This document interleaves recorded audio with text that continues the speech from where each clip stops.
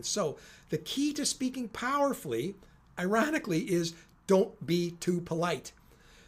Politeness is perceived as deference. Politeness is a form of verbal ritual deference. So assertiveness is the opposite of that. And power is the opposite of that. One of the ways we show power is by not showing verbal deference, not being too polite. So when you have a request to make or an offer to make or anything, we have to say something.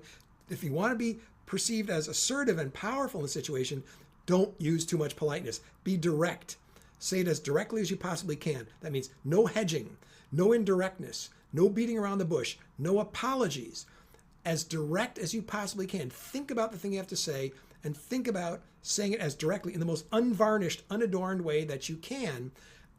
That is the most powerful way you can say it, because the less politeness you use, the more powerfully you'll be perceived, because people know the rule about power and politeness. So when you refuse to use politeness, people will assume you must be a powerful person who doesn't need to use politeness. Now, the only caveat I'll make about this is if you're with someone who's genuinely much more powerful than you, who is institutionally much more powerfully than you, like if you're in the military, I don't recommend doing this to your superiors. If you're in another situation where the other person is institutionally and officially much more powerful than you, you have to be careful about not showing them proper deference. But in situations where it's not clear who has the official power and you want to assert your power, then do not use verbal deference. That means don't be too polite. Doesn't mean be rude or profane or obscene or inappropriate. It just means no hedging, no indirectness, no beating around the bush, no apologies. So try it.